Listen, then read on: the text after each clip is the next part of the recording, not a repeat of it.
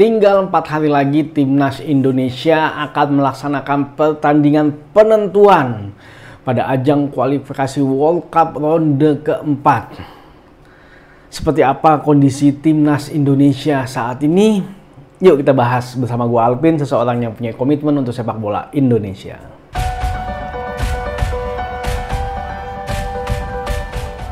Timnas Indonesia saat ini sedang mengalami ujian yang sangat berat kalau menurut gua.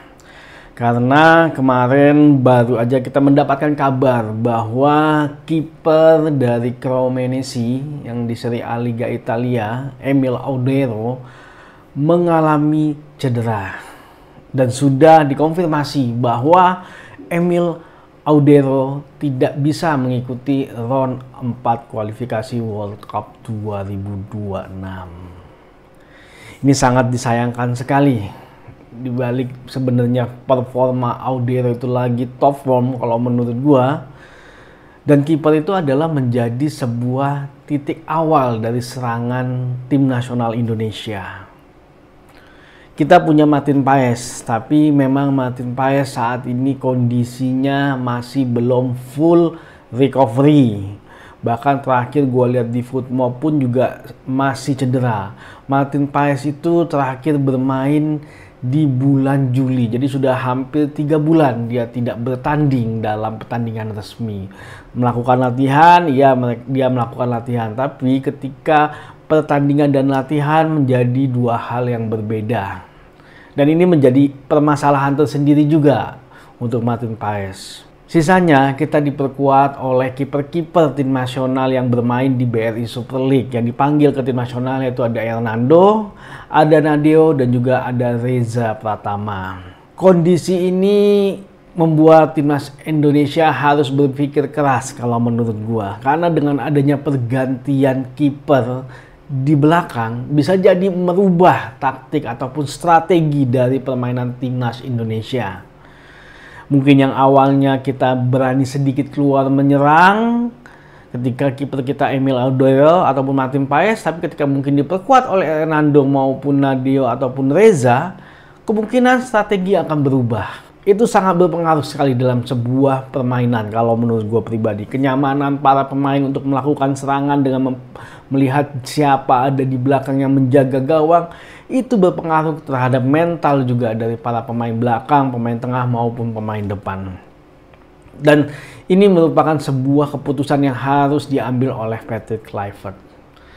Apakah nanti Martin Paes yang menjadi starting, ataukah Nadeo yang nanti akan menjadi starting karena performanya di BRI Super League pun juga luar biasa, ataupun juga Hernando Ari, ataupun mungkin Reza Pratama yang namanya muncul di akhir-akhir. Tapi yang pasti kondisi bisa berubah. Kita nggak tahu, pemain bisa cedera ataupun juga bisa kartu merah, dan ini merupakan sebuah turbulensi yang sangat luar biasa buat Timnas Indonesia. Ya, semoga kita bisa menghadapi hal ini. Semoga keputusan yang diambil oleh para pelatih dengan menempatkan siapa di posisi kiper adalah hasil yang terbaik yang bisa membawa Timnas Indonesia untuk ke jenjang selanjutnya ataupun ronde selanjutnya ataupun lolos Piala Dunia. Kondisi kedua yang cukup menggembirakan yang baru aja gue baca beritanya, oleh Romani saat ini kondisinya sudah fit mencapai angka 95%. Ini adalah sesuatu hal yang bagus kalau menurut gua, karena selama ini yang bisa mencetak gol bahkan dengan statistik yang sangat bagus, yaitu dari 4 pertandingan mencetak 3 gol adalah hanya Ole Romani. Puzzle yang hilang di Timnas Indonesia yang sebelumnya menjadi lengkap dengan kehadiran dari Ole Romani. Walaupun memang sekarang sudah ada tambahan lagi, yaitu Marek Zylstra dan juga Emiliano Jonathan. Ini merupakan sebuah keuntungan buat kita. Tapi memang balik lagi, siapakah nanti yang akan menjadi starting adalah tergantung kondisi dari masing-masing pemain. Karena kita tahu juga bahwa Ole Romani sudah lama tidak bertanding karena cederanya mereka. Dia hanya baru fokus dalam proses recovery, dan itu nanti yang melihat adalah tim kepelatihan. Tapi setidaknya dengan adanya Ole Romani dalam skuad yang dibawa ke Jeddah di Arab Saudi, Ini menjadi sebuah keuntungan tersendiri buat timnas Indonesia. Setidaknya kita punya opsi untuk melakukan perubahan ketika kita membutuhkan sesuatu di depan. Ya mungkin bisa jadi All Roman itu akan bermain 15 menit terakhir ataupun 20 menit atau babak kedua. Itu tergantung dari kondisi nanti di lapangan seperti apa. Tapi yang pasti poin ini membuat Indonesia cukup bisa bernafas lega untuk di sisi depan. Nah, yang ketiga yang gue lihat adalah performa dari Jay Ises ataupun Bang Jay yang saat ini bermain bagus sekali di Sassuolo. Dan semalam baru saja dia berhasil meraih poin penuh lagi. Menang dari Hellas Verona dan performanya cukup baik. Walaupun gue nggak nonton, gue nontonnya waktu itu Sassuolo lawan Udinese. Nah, yang semalam lawan Hellas Verona, kalau lihat dari statistik sih performanya lebih luar biasa lagi. Karena mereka menang dengan skor 1-0 tanpa ada kebobolan sama sekali. Dan gua rasa ini adalah sebuah berkah buat tim nasional Indonesia. Dan juga ini akan mempengaruhi terhadap strategi dari timnas Indonesia. Karena saat ini Bang Jay bermain dengan formasi 4 back. Dan kemungkinan besar juga ketika timnas Indonesia bermain akan menggunakan 4 back. Tapi kita nggak tahu, bisa jadi juga akan berubah menjadi 3 back. Tapi gue melihat dari performa Bang Jay, dia sungguh bisa beradaptasi. Tapi kalau gue melihatnya, Bang Jay saat ini top form dengan formasi 4 back. Dan tendangan-tendangan jauhnya ke depan, itu kemarin waktu dia lawan Udinese, itu membuka sebuah kipas kepada sebuah gol yang tercipta ya, ketika itu ke kandangnya Udinese. Dan itu mungkin bisa jadi senjata andalannya juga buat tim nasional Indonesia. Karena sepertinya di Sassuolo Bang Jay untuk long pass-nya, direct ball ke depan itu sudah dilatih mungkin. Dan itu bisa memperhemat waktu lah, kita tidak perlu terlalu lama untuk membawa bola sampai ke final third. Dan itu menjadi andalan tersendiri dan mudah-mudahan Patrick Kluivert melihat hal itu bahwa long pass-nya dari Bang Jay itu sangat luar biasa kalau gua melihatnya, dan mudah-mudahan itu juga dijadikan sebagai salah satu taktik ataupun strategi untuk kita bisa meraih gol. Dan tentunya kita berharap untuk kemenangan. Nah, kondisi yang lain adalah memang masalah perubahan taktik ini. Ini bisa jadi menjadi blunder ataupun juga bisa menjadi keunggulan buat kita. Kenapa? Arab Saudi dan Irak yang bermain sama kita melawan tim yang sangat berbeda dengan kondisi sekarang. Ya, ini adalah ajang pembuktian sebenarnya dari Patrick Kluivert ya. Ketika dia bermain dengan skema yang berubah, pemain juga sudah berubah, mampukah dia memberikan efek kejutan itu kepada tim Arab maupun tim Irak. Ya, tapi juga tim Arab dan tim Irak pun juga melakukan persiapan. Bahkan tim Arab pun luar biasa persiapannya. Mereka sampai pergi ke Eropa karena tahu pemain timnas Indonesia yang bermain banyak dari Eropa. Irak bermain dengan Thailand karena melihat secara kultur. Makanya dia bermain dengan Thailand. Ya, tapi di luar dari itu semua, mereka juga melakukan persiapan seperti tim nasional kita. Mereka juga nggak mau asal melepas round 4 ini. Apalagi juga Arab Saudi punya keuntungan sebagai tuan rumah. Dan itu akan menjadi suatu faktor non taktis tersendiri yang harus kita hadapi. Ya, ini akan menjadi sebuah pertarungan bersejarah kalau menurut gua di sepak bola Indonesia. Ajang ini akan menjadi sebuah tolak ukur bagi perkembangan sepak bola Indonesia. Dan ini tentunya kita berharap bahwa kita mendapatkan hasil yang terbaik.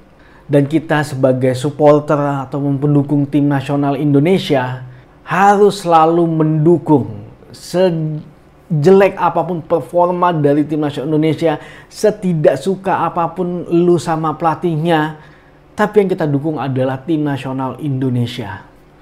Ini adalah sebuah komitmen kita kepada sepak bola Indonesia, yang dimana kita mencintai olahraga ini dan kita berharap kita mendapatkan kebahagiaan tersendiri dengan melihat timnas Indonesia bisa bermain di Piala Dunia. Nah, kita masuk ke dalam faktor non taktis yang menjadi salah satu faktor juga kalau menurut gua yang akan mempengaruhi hasil dari pertandingan ini. Walaupun lebih dominan memang ada di lapangan, tapi tentunya faktor non teknis ini kita harus bisa membuat itu menjadi sebuah keuntungan buat kita. PSSI sebagai federasi sudah mempersiapkan faktor non teknis yang pertama, yaitu terkait dengan visa. Jadi memang visa yang disiapkan itu nggak cuma hanya pemain yang dibawa ke Jeddah, karena kita nggak tahu kondisinya seperti apa ketika latihan ataupun apa, kita nggak tahu. Ketika tiba-tiba ada pemain yang dibutuhkan untuk bisa terbang ke Jeddah, dia sudah siap dan dia bisa langsung terbang ke Jeddah. Dan itu menurut gue langkah yang sangat bagus juga yang disiapkan oleh federasi. Nah, faktor non teknis yang kedua adalah terkait dengan tibanya pemain timnas Indonesia di Jeddah. Itu yang membuat menjadi salah satu faktor non teknis kalau menurut gue. Karena pemain timnas Indonesia tidak bisa berbarengan tiba di Jeddah. Pemain-pemain dari BRI Liga 1 sudah berangkat. Kalau nggak salah sekarang kondisinya mereka sudah sampai di Jeddah. Kayak kemarin Tom Haye, Eliano, Beckham Putra itu dari Bangkok mereka langsung terbang ke Jeddah. Jadi mereka mempunyai waktu yang cukup untuk bisa melakukan recovery. Mereka punya waktu yang cukup untuk bisa menyesuaikan kondisi tubuhnya mereka dengan kondisi cuaca di sana. Tapi memang banyak dari pemain inti kita yang memang belum bisa terbang langsung ke Jeddah. Contohnya Calvin Verdong. Sepertinya dia harus melakukan pertandingan lagi di Lille di Liga Prancis. Aduh, gue lupa tadi lawan siapa.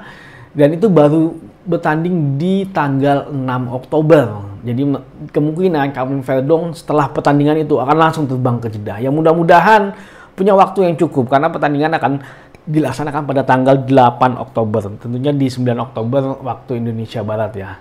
Jam 00.15 take off ya. Ya itu akan menjadi faktor non teknis dan kayaknya Dean James juga masih harus bertanding. Gue lupa siapa lagi yang harus masih bertanding. Tapi itu akan menjadi faktor non teknis yang kedua yang kalau menurut gue. Ya mudah-mudahan ini bisa diselesaikan misalnya dengan menerbangkan Calvin Verdong di kelas bisnis supaya dia tidak terlalu kelelahan karena beda sekali atau mungkin first class sekali supaya dia bisa tidur, supaya dia bisa istirahat, supaya dia bisa recovery karena memang itu akan menjadi salah satu faktor sebenarnya terkait dengan recovery pemain karena dia habis bertanding gitu. Ya mudah-mudahan PSSI melakukan itu ya karena supaya dia bisa tidur di pesawat. Nah, terkait dengan recovery pemain ini juga PSSI pun dengan PT Aidik juga melakukan persiapan dengan meliburkan minggu ke-8 dari BRI Super League dan memindahkannya jadi minggu ke-12. Jadi minggu ini nggak ada BRI Super League, hanya ada pertandingan antara Persita melawan Semen Padang. Tapi karena kayaknya sepertinya Persita dan Semen Padang tidak ada tim nasional ya, jadi mereka bertanding. Sedangkan Persib, Persebaya, siapa lagi Borneo, sama siapa satu lagi, gue lupa. PSM Makassar ya, itu timnya kan mempunyai pemain nasional. Jadi ya tidak berlangsungkan pertandingannya tertunda kemarin. Itu langkah bagus juga kalau menurut gue dari I-League untuk mensupport tim nasional Indonesia. Bahkan kemarin pelatih Malut United pun juga akhirnya ketika dia sudah menang menarik antara Yance dan juga Yakob Soyori supaya mereka bisa punya lebih banyak waktu untuk beristirahat. Dan ini adalah suatu hal yang bagus, sinergi yang sangat bagus antara klub BRI Super League dengan tim nasional Indonesia. Yang mudah-mudahan ini akan menjadi faktor non teknis. Walaupun kecil itu akan berimpact kalau menurut gue. Walaupun kecil, apapun yang dilakukan demi tim nasional Indonesia akan berimpact untuk tim nasional Indonesia, baik sisi moral ataupun dari sisi teknis. Nah, ada faktor non teknis yang kedua yaitu terkait dengan pertandingan. Jadi gue baru aja nonton podcast ya, bahasa itu siapa? Coach Justin sama Bang Arya Sinulinga. Jadi ternyata waktu kita pertandingan pertama melawan Arab Saudi itu katanya bis kita diputer-puter katanya. Yang harusnya kita 20 menit bisa sampai ke stadion, itu kita baru 1 jam sampai ke stadion. Itu memang luar biasa kita dikerjainnya sama Arab Saudi. Dan PSSI atau federasi pun sudah melakukan preventif juga terkait dengan hal itu gitu. Dan akhirnya PSSI mengambil langkah untuk menyewa supir ataupun bis sendiri yang bisa kita atur. Karena kita nggak bisa percaya aja dengan tim Arab Saudi ya. Karena ini putar-putar gitu. Makanya kurang ajar banget tim Arab Saudi memang. Dan juga saat ini tiket itu belum habis terjual yang gue dengar. Tiket itu belum habis terjual dan kemarin memang kita dapat alokasinya cuma dikit ya. Cuma gue nggak tahu kenapa mungkin animo masyarakat berkurang kali ya. Ya terus terang gue juga nggak terlalu semangat sih untuk pergi ke Arab Saudi ya. Di samping kalau ke sana gue harus pakai visa dan biayanya juga agak mahal. Tapi gue melihat nggak worth it untuk gua ke sana. Karena kemarin waktu gua ke Jepang, gua sakit hati juga sih lihat permainannya, jadi nggak terlalu semangat lah untuk berangkat ataupun away di pertandingan kali ini. Nah, kita sebagai supporter timnas Indonesia juga menjadi faktor non teknis tentunya kalau menurut gua. Selain dukungan yang ada di lapangan yang bisa kita berikan ketika kita nonton langsung di stadion, kita juga bisa memberikan sebuah kondisi di mana kita tidak terlalu mempunyai ekspektasi yang tinggi terhadap timnas Indonesia, karena itu bisa berpengaruh terhadap pemain Indonesia. Ya, kita memang berharap bahwa pemain timnas Indonesia berjuang mati-matian di lapangan. Ini adalah momennya, ini adalah waktunya untuk kita bisa lolos ke Piala Dunia. Tinggal 180 menit lagi. Walaupun nanti ada peluang di ronde kelima kalau kita menjadi peringkat 2. Tapi tetap kita harus melihat bahwa 180 menit ini adalah pintu gerbangnya kita untuk menuju Piala Dunia. Dan kita bisa memberikan kondisi itu dengan tidak memberikan ekspektasi yang terlalu tinggi, sehingga pemain juga enak untuk melaksanakan pertandingannya. Ya, mudah-mudahan kita mendapatkan hasil yang terbaik di pertandingan kali ini. Jadi kita memang harus bersikap lebih bijak lagi di media sosial, karena semua itu akan terbangun sebenarnya ketika kita berkomentar di media sosialnya timnas, kita berkomentar di media sosialnya yang lain-lain, ataupun media sosial para pemain. Itu akan membuat sebuah bola salju. Ketika kita berkomentar positif, itu akan membuat suatu hal yang positif. Ketika itu berkomentar negatif, maka kita bisa aja akan membuat itu menjadi hal yang negatif dan mempengaruhi dari keberlangsungan dari pertandingan ini. Jadi kita harus mempunyai ekspektasi yang benar-benar clear. Jangan terlalu tinggi. Yang jelas, dukung itu wajib. Itu sebuah kewajiban dari supporter ataupun fans timnas Indonesia. Ya, mudah-mudahan timnas Indonesia bisa melaksanakan pertandingan round 4 yang akan 4 hari lagi berlangsung, dan kita mendapatkan sebuah keajaiban dengan bisa lolos ke Piala Dunia. Nah, bagaimana menurut kalian? Taruh aja di kolom komentar seperti apa, tentunya mengutarakannya dengan penuh etika. Maju sepak bola Indonesia.